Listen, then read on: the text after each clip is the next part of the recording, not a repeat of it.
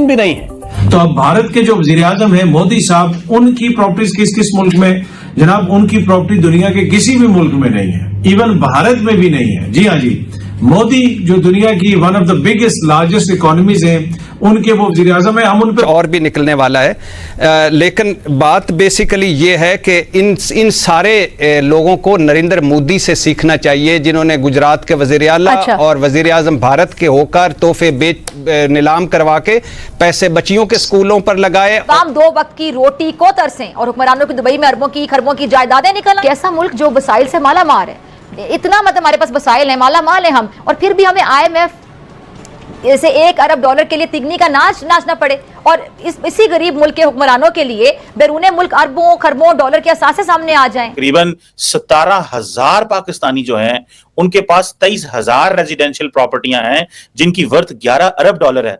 तार साहब, ये तो बहुत बड़ा स्कैंडल है पाकिस्तान का। आप शुरू से ये कह रहे थे कि ये पाकिस्तानी वहां पे प्रॉपर्टीज खरीद रहे हैं।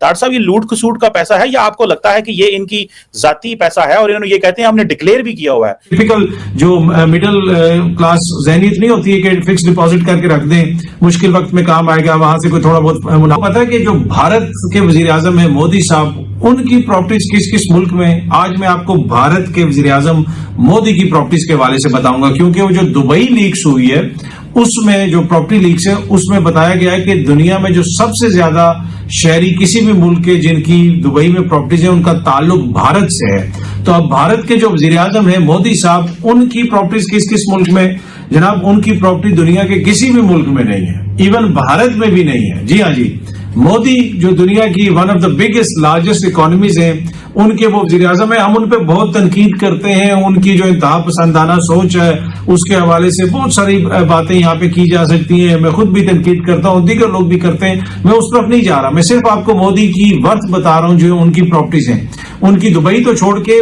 भारत में भी कोई प्रॉपर्टी नहीं है जी। लाहौर तो छोड़ के, लंदन तो छोड़ के, लाहौर में भी कोई प्रॉपर्टी नहीं है, पाकिस्तान में भी कोई प्रॉपर्टी नहीं है। ये मोदी कह सकते हैं। उनकी दुबई तो क्या, भारत में भी कोई प्रॉपर्टी नहीं। टोटल उनके असासों की मालियत 3 करोड़ के करीब है, उसमें से भी कोई 2-1 करोड़ के करीब उन्होंने फिक्स डिपॉजिट करवाए हुए हैं। वो टिपिकल जो मिडिल क्लास ज़हनियत नहीं होती है कि फिक्स डिपॉजिट करके रख दें, मुश्किल वक्त में काम आएगा, वहां से कोई थोड़ा बहुत मुनाफा मिलता रहेगा। उसके अलावा उनके पास जो बैंक में कोई एक आधे बैंक में कोई 80,000 रुपया और दूसरी जगह पे कहीं कोई 50-1,000 रुपया उनके पास है, ना कोई गाड़ी है उनके पास, ना उनका कोई घर है। और इसके साथ साथ गालिबन कोई उन्होंने 9-1 लाख रुपए के सेविंग सर्टिफिकेट्स भी लेके रखे हुए हैं। अगेन वही के बुरे वक्त में जो है काम आ जाएंगे। और अगर आप हमारी हुक्मरान शराफिया को देखें, ये नहीं है मसला कि जनाब उनकी प्रॉपर्टी वहां पे उन्होंने डिक्लेयर की या नहीं की, और जो लोग ये कह रहे हैं कि जी ये तो पहले भी था और ये ना, ये मसला नहीं है। क्या एक ऐसा गरीब मुल्क, उसके हुक्मरान ऐसे होने चाहिए कि जिनकी हर जगह पे प्रॉपर्टीज हो, जहां पे अवाम की क्या हालत है वो हमारे सामने है। तो ये इशू है। जब पनामा चीमा साहब, ये टिप ऑफ द आइसबर्ग है, ये न्यूज नहीं है, ये टिप ऑफ द आइसबर्ग है। जो लंदन लूटा है, आधा लंदन आपका है इस वक्त। अमेरिका आधा लूट कर आपके खा गए आप। टोरंटो फेवरेट डेस्टिनेशन है, आधा टोरंटो अब कैश मिलियंस में प्रॉपर्टीज खरीद रहे हैं। चीमा साहब, $8 बिलियन आप मांग रहे हैं। पिछले जो आपके जो 24 IMF के प्रोग्राम थे, कुछ किया आपने? सैलाब जदगान की आप सारी इमदाद है इसके अंदर, इसमें जलजला जदगान का खून है। अगर खबर होगी, ये क्या खबर होगी? लूट के खा गए। पनामा लीक वाले थोड़े थे जो खा गए थे, कुछ हुआ था उसको सिवाय सियासी तौर पर इस्तेमाल करने के लिए। बल्कि जजेस ने खुद रिपोर्टें बना के उनको कहता कि इसको हम नहीं छोड़ेंगे, इसको नहीं पकड़ेंगे, ये नहीं करेंगे, इनकी हिस्ट्री है। कहते गंजे हिस्ट्री हो गए हैं सारे। चीमा साहब, ये मजाक है, ये मजाक है। खुदारा तरस करो, अपने आप से तरस करो, तुझे खुदारा। चीमा साहब, ये कुछ भी नहीं है, बल्कि आप 11 बिलियन कह रहे हैं, मैं यहां खबरें पढ़ रहा हूं 12 बिलियन है इसकी।